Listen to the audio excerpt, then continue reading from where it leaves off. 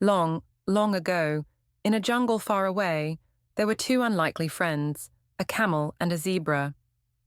The zebra was proud of its looks and appearance. "Oh dear, the camel is so ugly," he thought. "Can we go out and play in the mud, zebra?" asked the camel. "No, you go if you want.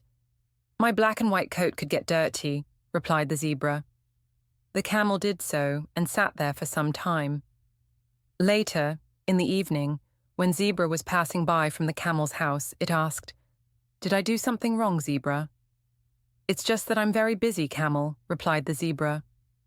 The camel could not understand why the zebra was ignoring him. It felt sad.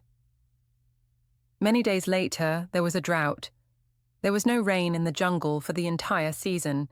Everything began to dry up. "Oh no, there is no water," cried all the birds. "Even the lake has dried up," said the tortoise sadly. At some distance, the zebra found Donkey, who was carrying water on its back. The zebra asked him for water, but the donkey denied at once. The zebra was very disheartened by the tortoise's words. Soon he saw his best friend, the camel. "It's a drought. There's no water. I think I will die," cried Zebra. "Don't say that. As long as I am there, nothing will happen to you," the camel promised to the zebra. The zebra was amazed at how normal Camel was behaving even without water. Just then, Camel told him, "The ugly thing you see on my back is a hump. It stores water. I can live for a month on the water it stores." The zebra was surprised by what the camel told him. Zebra was getting out of breath and wanted to drink water.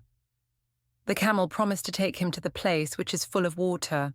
To this the camel said, "I'm the ship of the desert.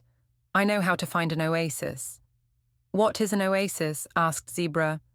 "It is the place in the desert that has water. We camel can smell it." Soon they left to find an oasis in the desert. On their way, there was a huge dust storm. The camel quickly told the zebra to hide under him. He did so. The dust storm did not affect the camel. Zebra was again very shocked to see that.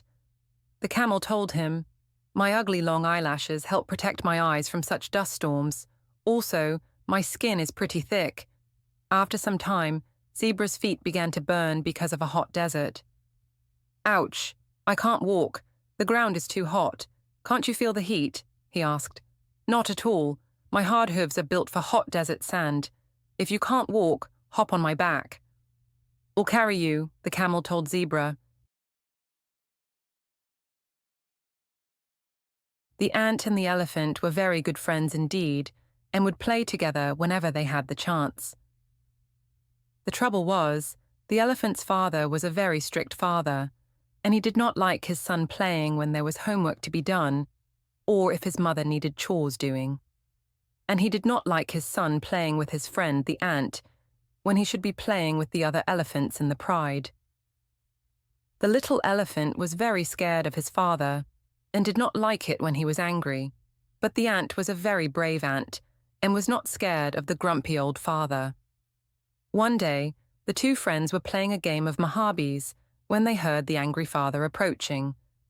The ground shook violently, and the trees swayed from side to side.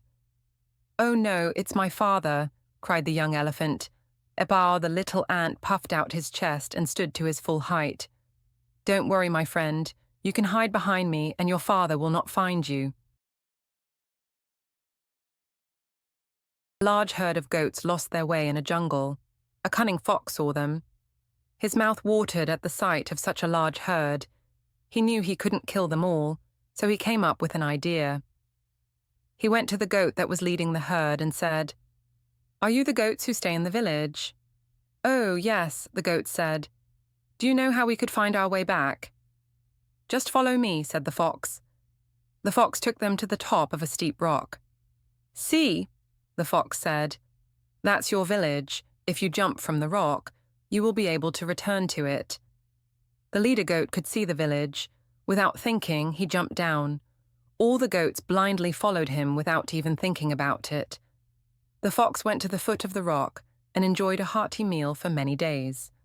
Moral of the story: don't blindly follow the herd. He hadn't eaten for days. He was roaming all over the village in search of some grass. He entered a horse's stable. There was lots of hay in the stable. Seeing this, the donkey's mouth began to water. "Should I eat without the horse's permission?" thought the donkey. The horse was standing in the corner, munching on his grams. When he saw the donkey, he realized that the donkey was waiting for his permission to eat the hay. The generous horse happily nodded and let the donkey eat as much as he wanted. A few days later, when the donkey was loitering aimlessly in the pastures, he came across the generous horse again. The horse was carrying some heavy bags of grains.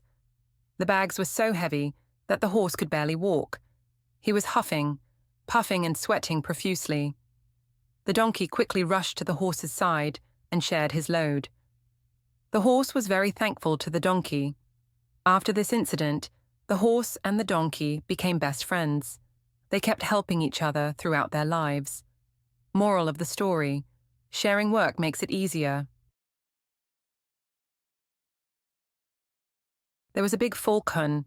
He was very powerful and strong. He could pick up very large animals in his claws and fly high and long. He was a terror to smaller birds, as they became his prey if they crossed his path. Once, a small quail happened to cross his path. The falcon looked at the quail and said, "Hey, small one, I give you one chance to escape. Fly as far as you can. If you can evade me, I shall spare your life." The poor quail flew as far as he could and landed on a solid rock. No sooner had he set foot on the rock, he heard the harking sound of the falcon shrieking in his ears. "Here I come," shouted the falcon in pomp, and dived straight at the quail. The quail waited till the last second and suddenly ducked away. The falcon, who came sweeping at the quail, could not control his plight and hit hard on the rock and died immediately. The quail sighed in relief. Moral of the story: size is not might, wisdom is might. There was a big falcon. He was very powerful and strong. He could pick up very